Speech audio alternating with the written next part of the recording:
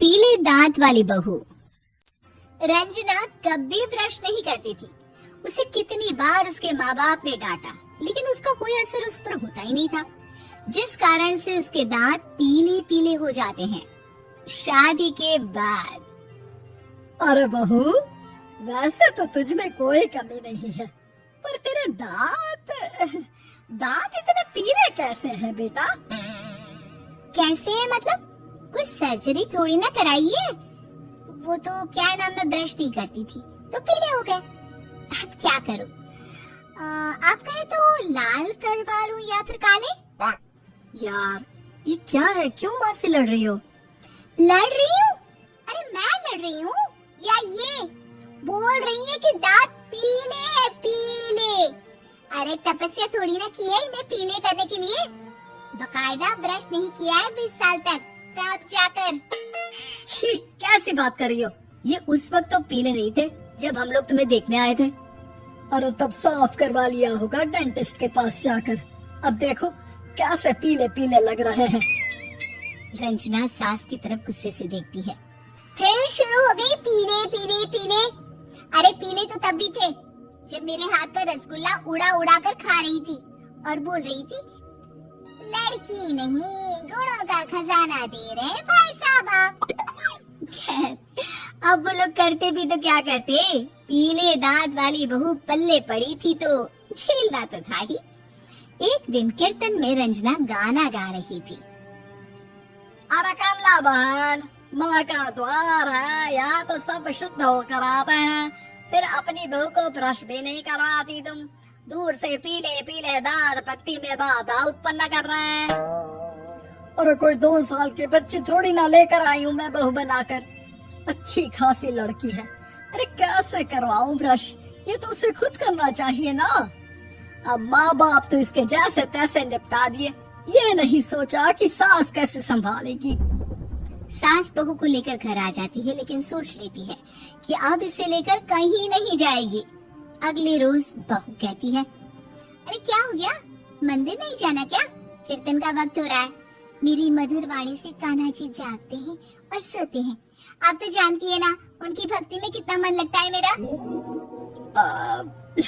वो क्या है ना, तबीयत ठीक नहीं लग रही है मेरी, आराम करूंगी मैं। तबीयत ठीक नहीं लग रही? अभी तो मिथुन के गाने पर नाच रही थी आप, और अब बोल रही है कि तबीयत ठीक नहीं लग रही। अरे भक्ति में मन लगा लो सासू माँ, ऊपर जाना है, क्या मुंह दिखाओगी आप? हाँ? सास को बहू की बात पर गुस्सा आ जाता है। मैं क्या मुंह दिखाऊंगी, इसकी चिंता तो ना कर, समझी? अपने मुंह की चिंता कर, जो ये पीले पीले दांत लेकर हर जगह पहुंच जाती है। पता है लोग कितना मजाक बनाते हैं। ना जी ना, मैं नहीं जाना कहीं तेरे साथ। तो ये बात है, कोई ना, मत जाओ, मैं अपने कमरे में ही बैठकर भक्ति कर लूंगी। ऊपर वाला दांत थोड़ी ना देखता है, मन देखता है, भावना देखता है। और अरे बस बस, तू सब कुछ दिखा, बस ये सफेद चमकदार दांत ना दिखाना किसी को, है? जा यहाँ से। बहू को सास की बात का कोई फर्क नहीं पड़ता, वो तो जैसी थी वैसी ही रह जाती है। सुबह नहाकर किचन में खाना बनाना, फिर खाना खाना, कीर्तन भजन करना और सो जाना। एक दिन, माँ जी मैं सहेली के घर जा रही हूँ, शाम को लेट आऊंगी। हाँ हाँ तो जाना, मैंने कौन सा तेरी आरती करनी है घर पर बैठकर। रंजना सहेली के घर जाती है, जहाँ वो पार्टी में जाने की तैयारी कर रही होती है। अरे शिखा, कहाँ जाने की तैयारी कर रही है? मैं गलत वक्त पर आ गई क्या? अरे नहीं यार, उल्टा सही वक्त पर आई है। मैंने ये साड़ी और ज्वेलरी निकाली है यार, शाम को इनके ऑफिस की एक पार्टी में जाना है। बताना कैसा लग रहा है ये सब? नहीं यार, इस ड्रेस के साथ तो वो वाली ज्वेलरी अच्छी लगेगी। हाँ हाँ सही बोल रही है, मैंने ध्यान ही नहीं दिया। वैसे तो हमेशा से मस्त फैशन सेंस रखती है, तो बड़ा जाती होगी ना पति के साथ पार्टी में। रंजना कुछ नहीं बोलती, बस सोचती है कि यार काश ये बात सही हो जाती, पर मैं क्यों नहीं जाती पार्टी में? क्या इन लोगों की कोई पार्टी होती नहीं होगी? रंजना घर आती है और रात में पति से सवाल करती है, एक बात बताइए, आप मुझे किसी पार्टी में क्यों नहीं ले जाते? क्या आपके यहाँ ऑफिस में पार्टी नहीं होती? पति बेचारा क्या कहता कि दांत पीले हैं तुम्हारे इसलिए। अरे कोई पार्टी होती नहीं हम लोगों के ऑफिस में, तो कहाँ से लेकर जाऊं? और मार्केट, मॉल, कहीं वीकेंड घूमना, कहीं तो।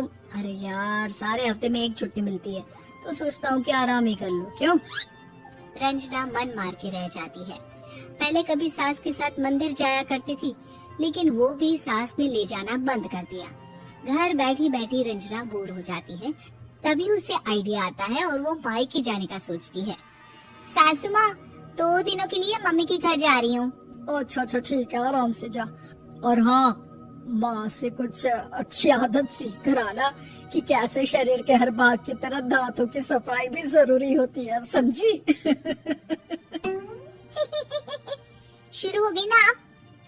वो लोग आपकी तरह नहीं है कि छोटी छोटी बात का पतंगड़ बना दे। उन लोगों के लिए मैं मायने रखती हूँ, ना कि मेरे पीले पीले दांत। रंजना माँ को बिना बताए उन लोगों को सरप्राइज देती है, लेकिन जैसे ही वो दरवाजे पर पहुँचती है, अंदर देखती है कि घर वाले कहीं जा रहे होते हैं। अब माँ, काश रंजना दीदी के दांतों वाली प्रॉब्लम नहीं होती, तो वो भी हम लोगों के साथ चलती ना बुआ जी की बेटी की शादी में।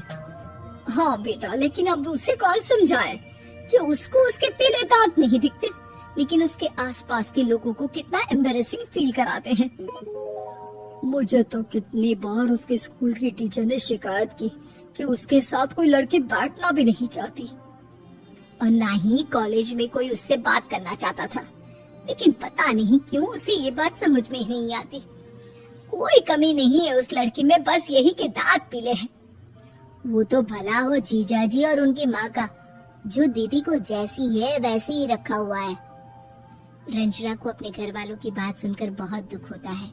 वो सोचती है कि वो क्या करे, लेकिन फिर वो सीधा डेंटिस्ट के पास जाती है, अपने दांत चमकाती है और कसम खाती है कि वो रोज ब्रश करेगी। और क्या हो गया? तुम तो 2 दिनों के लिए गई थी ना? पर कोई ना, अच्छा है, चलो आ गई तो। रंजना सास के सामने आकर खड़ी हो जाती है और पूरी स्माइल करती है, उसके चमकदार दांतों को दिखाती हुई। हैं? चले मंदिर? माँ, मुझे माफ कर दीजिए, मैंने आप लोगों को बहुत एम्बैरेसिंग फील करवाया। मैं आज से रोज ब्रश करूंगी।